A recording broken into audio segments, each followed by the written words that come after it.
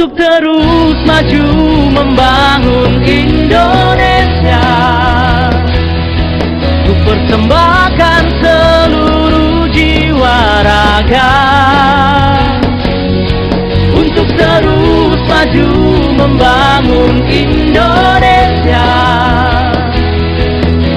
Generasi harapan, generasi harapan untuk Indonesia sejahtera. Assalamualaikum warahmatullahi wabarakatuh. Selamat pagi, salam sejahtera untuk kita semuanya. Perkenalkan, kami dari PPKH Kecamatan Bantarsari akan menyampaikan materi P2 K2 yang berjudul menjadi orang tua yang lebih baik. Tujuan dari sesi ini adalah kita belajar tentang pengasuhan dan pendidikan anak. Sebelum kita melanjutkan video berikutnya, jangan lupa untuk subscribe, like, comment, and share kepada teman-teman semuanya. PKH hadir. Langkah 1. Pembukaan. Terima kasih untuk kedatangannya Bapak Ibu beserta PKH yang kami banggakan. Pada kesempatan pertemuan P2 K2 kali ini, kita akan membahas menjadi orang tua yang lebih baik, yaitu belajar tentang cara mengasuh anak dan mendidik anak, gitu ya. Oke. Bu Ambiatun, mengapa kita perlu menjadi orang tua yang lebih baik? Kira-kira apa? Ya karena mendidik anak biar anaknya cerdas. Iya. Bu Nasiro, kenapa? Biar anaknya bisa sekolah dengan kelanjutan yang tinggi, menjadi baik pendidikannya. Bu Mur? Saya rasa harus memang kita jadi orang tua harus bisa baik supaya anak-anak kita bisa membanggakan kita. Oke, tepuk tangan untuk semuanya. Ya, belajar menjadi orang tua yang lebih baik adalah karena tadi, selain itu juga agar anak kita menjadi hebat. Tentunya berguna bagi nusa, bangsa, agama. Ya. Langkah 2. Sikap dan perilaku orang tua. Ya, selanjutnya kita akan berdiskusi tentang orang tua adalah contoh bagi anak, dan sikap perilaku orang tua akan sangat menentukan ataupun menjadi contoh bagi anak-anak. Untuk kali ini saya kepengen mendengar cerita yang membahagiakan dari ibu-ibu dan yang menyulitkan sebagai orang tua ketika mengasuh anak. Monggo bagi ibu-ibu, siapa yang bisa menyampaikan hal-hal yang membahagiakan, contohnya apa saja dia? Membahagiakan itu adalah melihat anak bermain dengan teman-teman, bertulisan. Bahagia ibu kalau sangat ketika melihat anak-anak sedang bermain dan merasa bahagia di masa kecilnya. Terus untuk pastilah setiap ketika ada kebahagiaan pasti juga ada kesulitan dalam mengasuh anak. Untuk kesulitannya sendiri seperti apa ibu? Ya ketika anak minta uang tapi belum ada uangnya. Kebetulan ya Bu ya. Terima kasih atas sampaian pendapatnya dari ibu-ibu. Saya ucapkan terima kasih, tepuk tangan buat ibu-ibu semua. Intinya kesimpulan, ketika kita menjadi orang tua, kita harus bisa menjadi orang tua yang lebih baik. Bagaimana caranya kita bisa menjadi yang lebih baik? Itu ya dengan mengingat hal-hal yang membahagiakan yang dirasakan oleh orang tua, oleh kita, oleh ibu. Contohnya umpamanya ketika saat melahirkan pasti merasa sangat bahagia.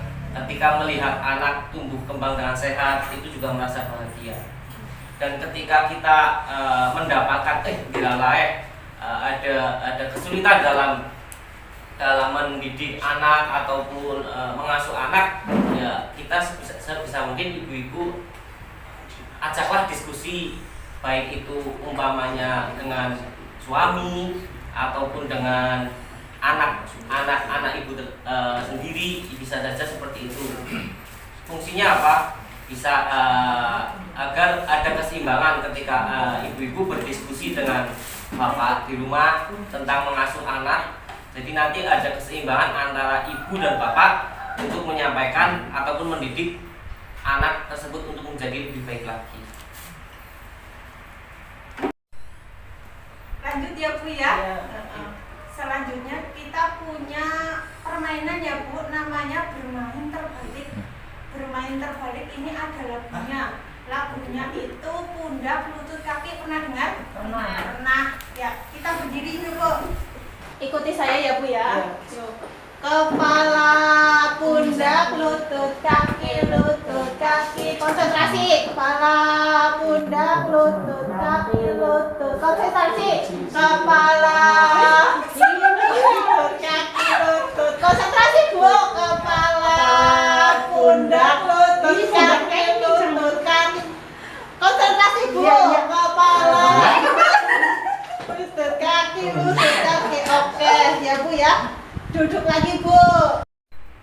Gimana Bu? Tadi apa yang terjadi saat permainan? Bu Nasirah coba. Bingung. Bu Am ya? Bingung juga. Iya. Bu Mur? Bingung. Terus tadi saya kan menyebutkan bagian tubuh tertentu ya. Iya. Tapi menunjuknya nggak sesuai ya. Iya. Jenengan gimana rasanya? Bolak-balik ya. Bolak-balik, iya Bu Am ya. Umur? Iya. Kesimpulannya bingung, kebolak-balik ya, nggak konsen ya. Iya. Terus jenengan itu tadi lebih mengikuti suara saya apa ke gerakan saya? Gerakan ya. Lebih mengikuti ke gerakan ketimbang suara ya. Ya, terima kasih ibu-ibu atas pendapatnya. Berarti di sini saya menyimpulkan lebih mudah mengikuti apa yang kita lihat ya daripada apa yang kita dengar. Ya Bu ya? Iya. Setuju Bu? Setuju. Begitu juga dengan anak-anak Bu. Anak-anak juga cenderung lebih mudah meniru apa yang dilihatnya, apa yang orang tuanya, perbuatan orang tuanya lakukan itu anak-anak lebih cenderung mudah meniru apa yang mereka lihat, ya Bu ya. Untuk menjadi orang tua lebih baik ya Bu, alangkah baiknya itu perkataan dan perbuatan harus sejalan, harus sama ya Bu ya. Jangan lupa dipraktekkan di rumah ya Bu ya. Menjaga tutur kata dan perilaku karena akan dicontoh anak sesuai dengan perkataan kita ya. Langkah 3, orang tua yang baik memiliki konsep diri positif. Ibu-ibu, untuk selanjutnya kita belajar menjadi orang tua yang baik yang memiliki konsep diri positif ya. Nah, coba Bu Nasirah, kira-kira sebagai tetangganya Bu Ambiatun ini gimana sih orangnya? Orangnya baik, suka meminjamkan uang. Baik ya, meminjamkan uang. Nah, intinya bisa membantu kekurangan saya. Untuk Bu Ambiatun seneng nggak bisa ada tetangga yang muji bahwa jenengan itu baik, terus ya suka menolong seperti itu, seneng nggak Bu? Alhamdulillah senang, saya akui. Nah, jadi itu salah satu cara kita untuk berpikir positif ya Bu, ke orang lain, ke tetangga, seperti itu ya. Terus untuk menjadi orang tua yang lebih baik pun ada beberapa cara ya Bu. Yang pertama itu selalu berusaha untuk melihat hal baik. Mungkin salah satunya ke anak juga ya. Ke anak juga kita harus memiliki sifat positif ya. Jangan misal anakku kayak lebih baik, tapi kan kita juga harus memberikan hal-hal positif seperti itu ya. Terus untuk selanjutnya pikiran yang positif terhadap diri sendiri. Nah, sama diri sendiri pun kita juga harus yakin bahwa saya harus bisa, mungkin saya harus bisa mendidik anak, terus merawat suami seperti itu ya. Intinya kita memiliki pikiran yang positif seperti itu ya.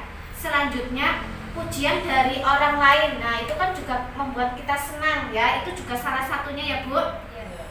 Itu juga membuat diri kita untuk berpikir positif juga dan mendorong untuk kita bertutur kata positif serta bertindak. Jadi kan mungkin tetangganya muji-muji kita kan, jadi kita juga ikutan baik kan. Orang mungkin tanggane apik masa dewek juga seperti itu ya. Nah, untuk selanjutnya di sini ada buku pintar ya Ibu. Itu ada sifat negatif ya. Ya, coba bacakan Bu. Siapa yang mau membaca, monggo. Ceroboh sekali aku. Di mana sih kuncinya? Harus diingat-ingat lagi di mana tadi meletakkan kuncinya. Aku mengurusi banyak hal di rumah. Nah, itu juga salah satu ya Bu. Salah satu berpikir positif dan negatif. Misal mungkin yang tadi jenengan ceroboh, nah besok lagi tidak boleh ceroboh lagi. Seperti halnya tadi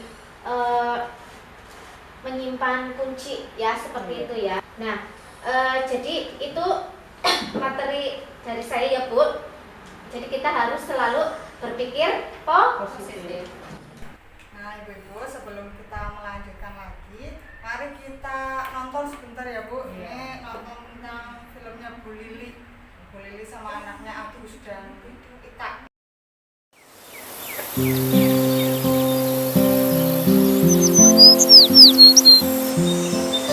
Duh, bagaimana ini ya? Sudah tanggal segini, ibu belum juga punya uang. Bapak belum diberi upah oleh mandor. Mana kebutuhan keluarga banyak sekali. Buat makan, bayar listrik, dan buku sekolah Agus dan Dewi. Susu buat Ita. Duh. Sepertinya ibu masih marah pada aku. Dari tadi diam saja, tidak bicara sepatah kata pun padaku. Aku ini memang anak nakal. Ibu pasti tidak suka pada aku. Tapi aku juga kan tidak suka didiamkan begini.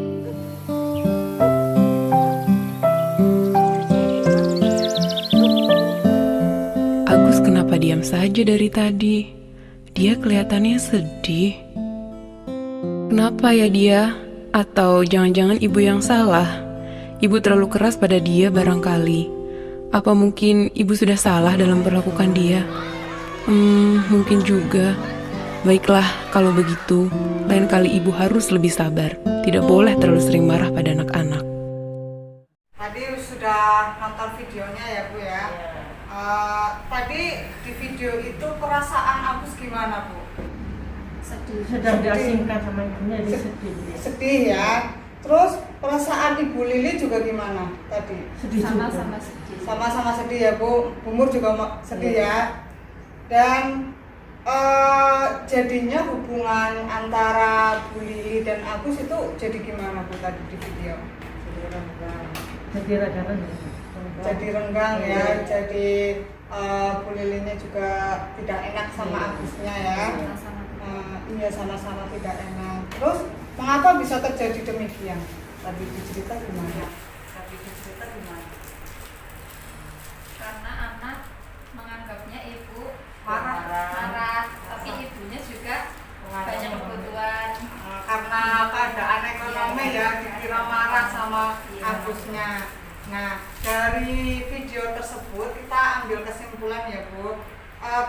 Permasalahan ekonomi di keluarga itu tanpa sadar memang membuat orang tua bertindak kasar dan sering marah pada anaknya, sehingga keluarga pun jadi tidak bahagia.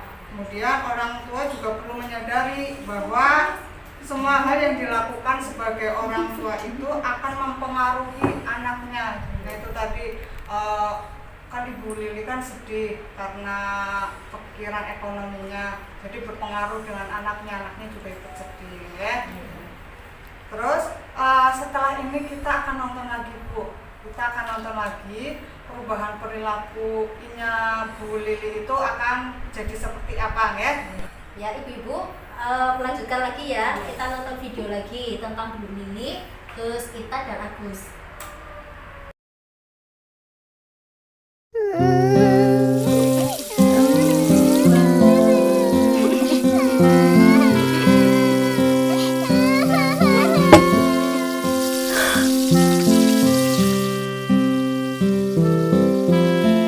Lain kali ibu harus lebih sabar. Tidak boleh terlalu sering marah pada anak-anak. Kaget ya nak? Tidak apa-apa, kan Kak Agus dan Ita tidak sengaja. Yuk kita bersihkan sama-sama. Tolong ambilkan kain lap nak, berikan kepada Kak Agus.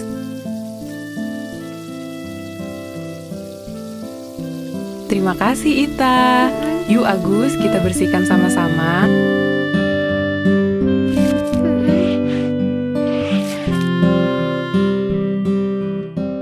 Ada perubahan tidak ya Bu dari sikapnya Bu Lili tadi? Ada. Iya, perubahannya gimana Bu? Jadi baik, Iya. sabar. Ya, jadi lebih baik, jadi lebih sabar. Terus gimana perubahan perilaku Agus dan Ita ketika mamahnya atau ibu Lili itu sudah jadi lebih sabar lagi, lebih baik lagi? Agusnya ya itu maksudnya di sayang sama mamanya, jadi dianya apa seneng.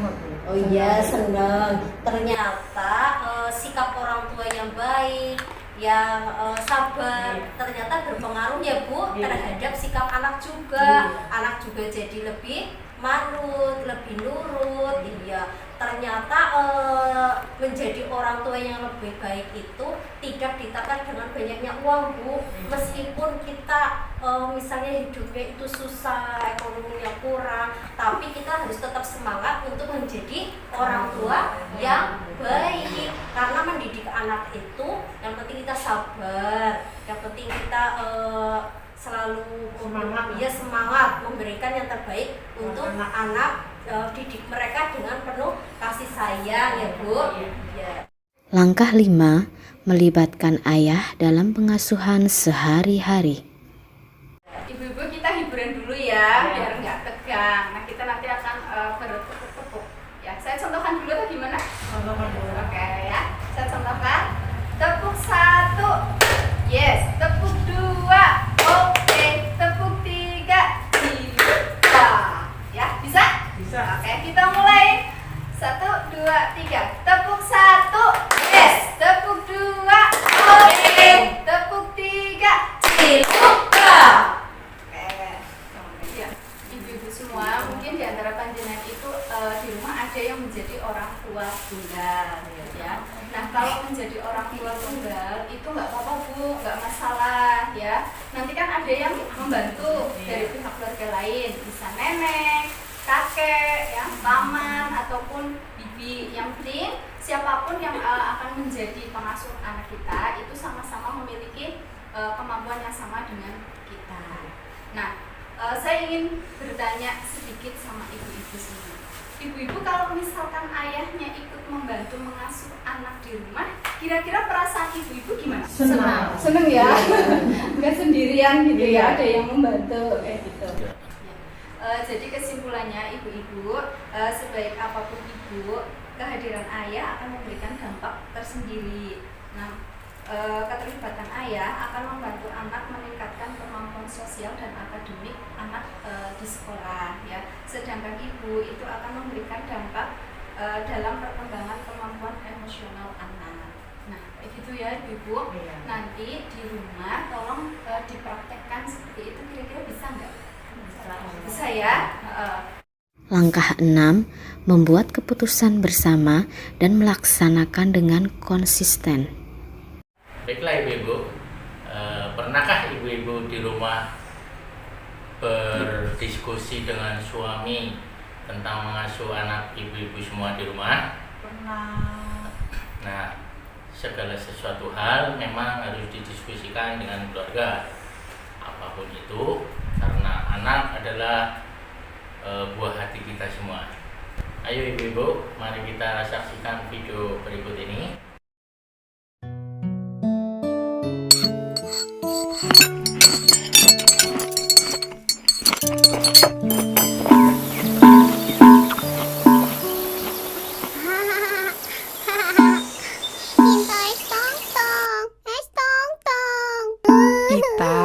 kan sedang makan. Ayo habiskan dulu. Nggak mau. Maunya es tong-tong. Es tong-tong. Mau es tong-tong. Baiklah Ita, kamu menurut ibu bagaimana? Apa Ita boleh minum es? Ita, kamu bukannya tidak boleh minum es tong-tong. Tentu saja boleh. Tapi tidak setiap hari. Bapak dan ibu harus berubuk dulu kapan Ita boleh minum es tong-tong. Nanti ibu akan beritahu pada Ita. Nah, sekarang Ita harus makan dan tidak minum es tong-tong.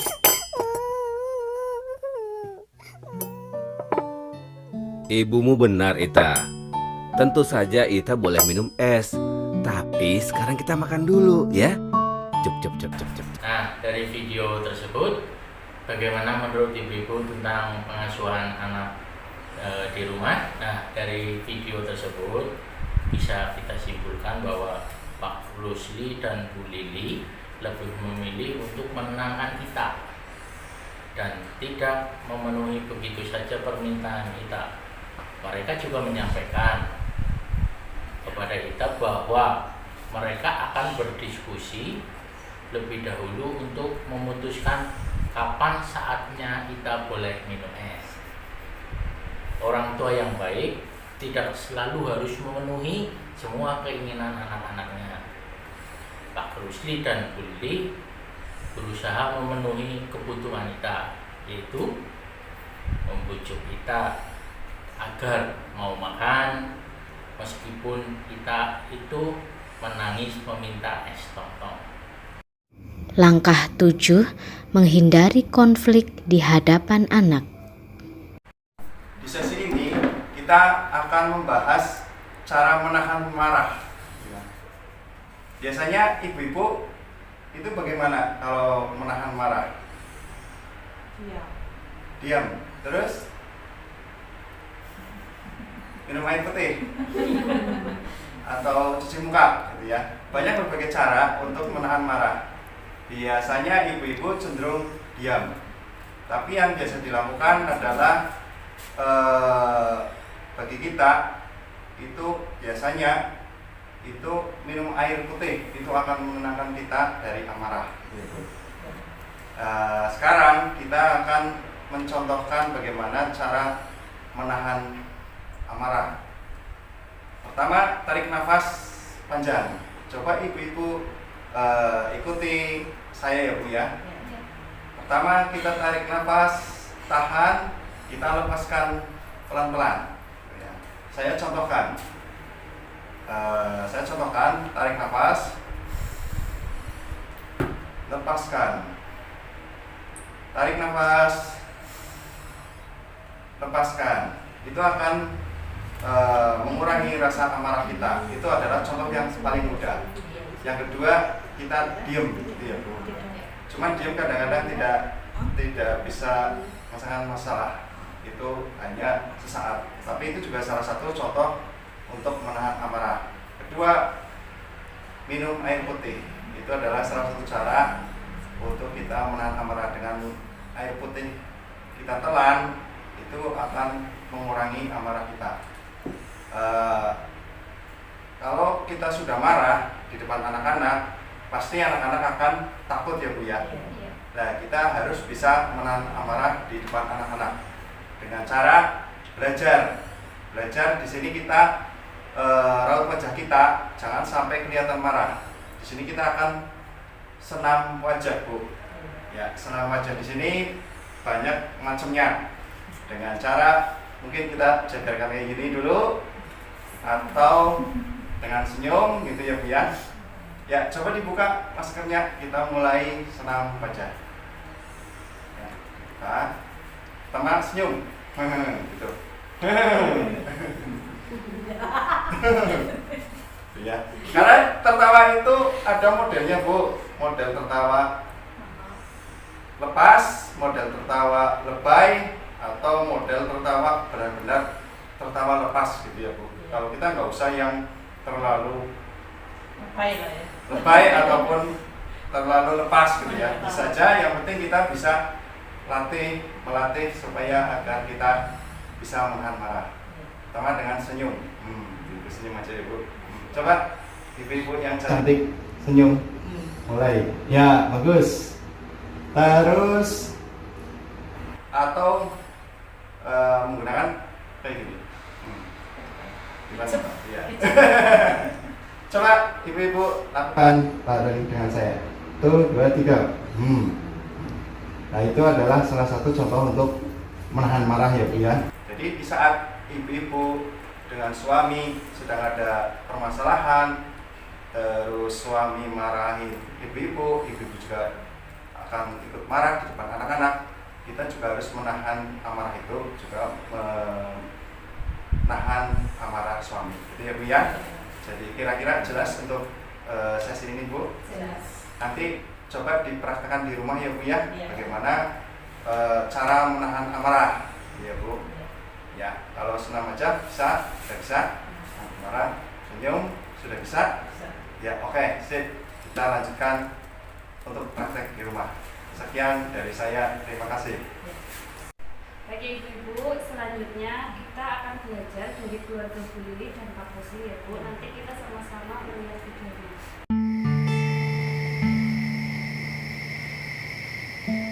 Menurut Ibu, sebaiknya kita beli motor, Pak. Lokasi proyek Bapak kan sekarang jauh-jauh.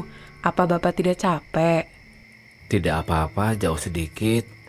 Lagi pula, menurut Bapak, lebih baik kita menabung dulu. Itu lebih penting. Harga motor baru mahal. Kita sebenarnya belum mampu. Iya, Ibu tahu, menabung memang penting. Tapi motor juga penting, Pak. Kita perlu usahakan beli motor. Apalagi motor kan bisa dipakai untuk keperluan lain juga. Misalnya saja untuk antar anak-anak ke sekolah. Sepertinya belum mendesak. Anak-anak selama ini tidak mengeluh kan? Jalan kaki pulang pergi ke sekolah? Ya memang tidak sih. Tapi kita ini sebenarnya memang sudah perlu punya motor. Misalnya saja untuk ibu. Kalau ibu harus ke pasar, lalu untuk...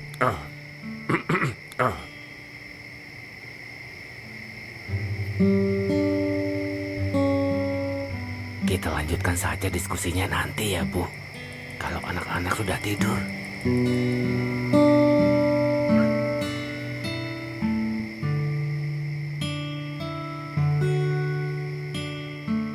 Menurut Bapak bagaimana? Apa kita izinkan minum es tong-tong besok? Terlalu sering minum es kan tidak sehat. Lagi pula boros sekali kalau kita izinkan membeli es tong-tong setiap hari. Tapi kasihan juga kalau tidak diizinkan. Ita sangat suka es tong-tong. Bagaimana kalau kita beri waktu dia beli es seminggu sekali saja? Tiap hari Jumat sore setelah dia pulang main. Di hari lain tidak boleh. Wah, bagus. Bapak setuju. Mudah-mudahan lama-lama Ita tidak lagi minta dibelikan es tong-tong. Oh ya Pak, soal rencana beli motor, Ibu punya ide. Bagaimana kalau kita beli motor bekas saja? Kan tidak terlalu mahal. Bisa saja kita cari motor bekas. Tapi kita lihat dulu harganya. Kalau kira-kira kita mampu mencicilnya, ya kita beli. Tapi kalau tidak, Bapak pikir lebih baik kita menabung dulu sampai tabungan kita cukup. Ibu setuju? Tadi sudah melihat videonya ya Bu ya, tentang Bu Lili dan Pak Rusli. Tadi gimana Bu videonya? Videonya bagus sih, iya. Cuma dia mengajarkan rumah tangga Bu Lili dan Pak Rusli tadi menghemat lah gitu. Oh hemat. Iya, Hemat apa Bu? Hemat itu katanya pengeluaran ya. Jadi antara Pak Rusli dan Bu Lili ada sedikit perbedaan atau gimana? dengan berbeda pendapat. Ya, itu tadi ya Bu ya, antara Pak Kusli dan Bu Niti itu ada sedikit perbedaan. Namun di saat kita berdiskusi, kita tidak boleh di hadapan anak-anak. Ya, kita harus mencari waktu di mana saat kita berdua dengan suami ya Bu ya, mendiskusikan apa yang jadi kesepakatan kita ya Bu ya. Untuk menghindari pertengkaran dan perbedaan pendapat di hadapan anak ya Bu ya, berdiskusi ya Bu ya, dan menyepakati bersama pasangan untuk tidak menunjukkan kemarahan ya, kemarahan kita di hadapan anak. Kemudian ya, jika kita dihadapkan dengan potensi kayak mau bertengkar itu ya Bu ya, di hadapan anak-anak, kita harus mencoba ya Bu ya, mencoba menahan emosi kita ya Bu. Mungkin caranya berbeda-beda ya Bu ya, kita bisa dengan cara tarik nafas ya, tarik nafas, mungkin dengan cara kita minum ya Bu ya, minum yang banyak. Dengan kalau kita ya istighfar ya Bu ya, diberi istighfar, menenangkan diri ya Bu ya. Yang penting kita jangan sampai terbawa emosi. Bu, kalau kita sudah merasa tenang ya Bu ya, sampaikan pada pasangan kita bahwa ketika sudah tenang kita baru membicarakan ya Bu ya, bisa berdiskusi lagi bahwa kita sudah siap ya untuk membahas permasalahan yang ada di dalam rumah tangga kita ya Bu ya. Akhirnya kita sudah di penghujung sesi ya Bu. Ya. Tadi masih ingat apa enggak Bu? Kira-kira pelajaran apa yang bisa dipetik dari sesi menjadi orang tua yang lebih baik? Ingat. Iya, apa aja Bu? Coba Bu Abiato. Satu, didik anak supaya anaknya nurut, terus manut, terus jadi anak yang sukses lah. Iya, betul Bu. Yang lainnya juga Bu Mur sama Bu Nasira tepuk tangan. Iya, kalian semua hebat ya Bu. Iya, kita lihat di sini Bu. Ya, di sini ada tips ya Bu, menjadi orang tua hebat. Yang pertama kita baca bareng-bareng Bu. Mengingat hal yang membahagiakan sebagai orang tua. Ya, diingat-ingat Bu. Ketika anak baru lagi kan diharapkan banget ya. Ya senangnya bagaimana ya. Iya. Ketika kita marah kita langsung ingat, ya Allah bagaimana saya menginginkan anak. Berarti kita harus lebih sabar lagi. Yang kedua, sejalan antara perbuatan dan perkataan.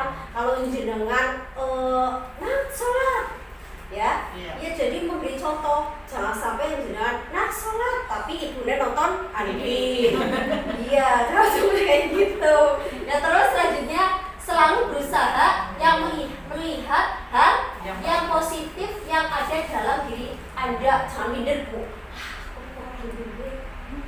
Ulah anak sekolah dua seperti itu Bu. Semangat ya. Terus selanjutnya bersikap dan bertutur kata penuh kasih sayang tanpa kekerasan ya. Yang sopan, yang lembut ngomong terhadap anak. Jangan lupa ucapkan terima kasih Bu. Hal apapun yang dilakukan anak itu positif, ucapkan terima kasih. Kalau kita memang punya salah, minta maaf kayak gitu ya Bu.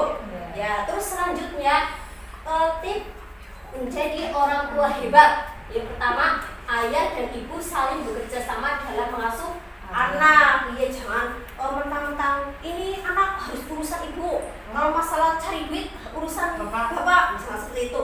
Anaknya kan buatnya bareng-bareng. Ya, nggak sendiri-sendiri ya kan. Berarti itu harus tanggung jawabnya berdua. Yang kedua, ayah dan ibu saling berdiskusi dan memutuskan bersama hal terkait pengasuhan anak. Ya harus saling komunikasi. Kira-kira ini mau sekolahkan di mana? Itu harus saling komunikasi. Jangan ayahnya mau sekolah di A, ibunya pengen B, anaknya C, gitu kan? Ya harus kompak. Terus yang ketiga, ayah dan ibu menghindari perbedaan pendapat dan pertengkaran di hadapan anak. Jangan sampai jangan lagi ada masalah problem sama suami bertengkar di depan anak. Kan anak jadi ikut kepikiran juga, ikut memikirkan juga, takut ya Bu. Iya gitu ya Bu. Iya, itu salah satu tadi kesimpulan kita pada pembelajaran hari ini Bu. Ya bermanfaat apa enggak? Ya nanti ceritakan kepada suami Bu, kepada kepada saudara tentang pembelajaran hari ini. Ya, saya akhiri. Wassalamualaikum warahmatullahi wabarakatuh. Karena kamu generasi harapan.